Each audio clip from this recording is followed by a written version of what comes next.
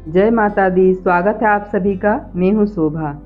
आज की इस वीडियो में मैं आप सबको माँ लक्ष्मी की एक दिव्य स्तोत्र की अद्भुत कथा सुनाने वाली हूँ। ये कथा कनकधारा स्तोत्र की है। तो सबसे पहले मैं आपको इसके लाभ बताती हूँ, उसके बाद मैं ये कथा भी सुनाऊँ। धन की कमी किसी भी कारण से हो, यानी कारोबार ना चल रहा हो, व्यवसाय रुक गया हो, नौकरी ना लग रही हो या किसी कारणवश छूट गई हो, व्यवसाय घाटे में चल रही हो अथवा घर में अचानक अधिक धन हानि होने लगी हो, जिससे आर्थिक संकट सामने आ गया हो, तो कनकधारा स्तोत्र को पढ़ने से आपके आर्थिक संकट दूर होने लगेंगे और धन प्राप्ति में सहायता होगी। इस संदर्भ में एक कथा इस प्रकार है। एक समय की बात है, आदि शंकराचार्य भिक्षाटन हेतु एक सद्गृहस्थ ब्राह्मण के द्वार पर गए।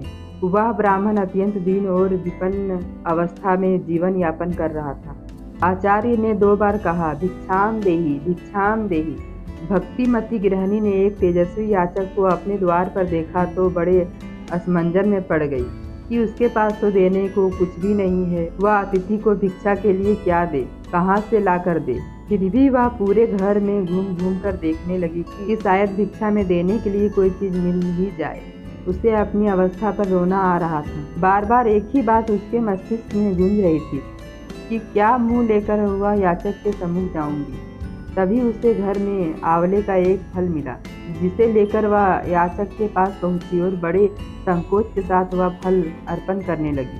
शंकराचार्य को उसकी दुख अवस्था पर बड़ा तरस आ गया।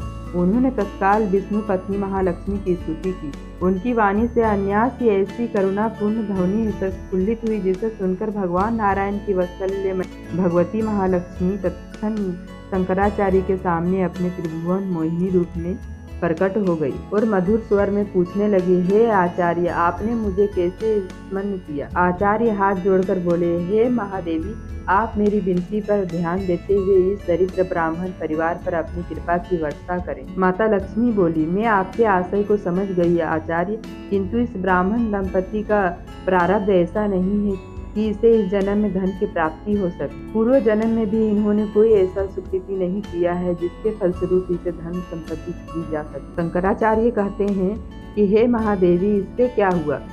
मेरे जैसे भिक्षुक को आंवले का दान देकर इन्होंने जो महान पुण्य राशि अर्जित की है, उसके कारण यह अतुल धन संपत्ति के स्वामी हो गए हैं। अतः इन पर आपकी कृपा अवश्य होनी चाहिए। शंकराचार्य की इस युक्ति का खंडन भगवती महालक्ष्मी भी नहीं कर सकी और उसी समय ब्राह्मण दंपति के घर के आंगन में स्वर्ण की वर्षा हुई, जिसके फलस्वरूप उस ब्राह्मण का दारिद्र्य सदैव के लिए दूर हो गया और वह प्रचुर धन संपत्ति के स्वामी हो गए। आचार्य ने कहा, हे महालक्ष्मी, कोई ऐसी युक्ति बताएं जो लोगों का दारिद्र्य मिटाकर उन्हें धनादि से संपन्न कर सके। महालक्ष्मी ने आचार्य को कनकधारा स्तोत्र के बारे में बताई और कहा, जो भी मनुष्य पूरी आस्था, शुचिता, विश्वास और श्रद्धा के साथ इस स्तोत्र का पाठ करेगा, उसका दारिद्र्य अवश्य ही दूर होगा और उससे निश्चय ही धन संपत्ति की प्राप्ति होगी। इसी के साथ वह अंतर्धान हो गई। जैसे माँ लक्ष्मी की कृपा से निर्धन ब्राह्मणी को धन की प्राप्ति हुई, उसी प्रकार अगर आप भी इस स्तोत्र का नित्य प्रति पाठ करेंगे तो माँ लक्ष्मी आप पे अवश्य कृपा करेगी। इस कनकधारा स्तोत्र का वीडियो मैं बना दी हूँ, अगर आपने नहीं देखा है तो जाकर देख लीजिए।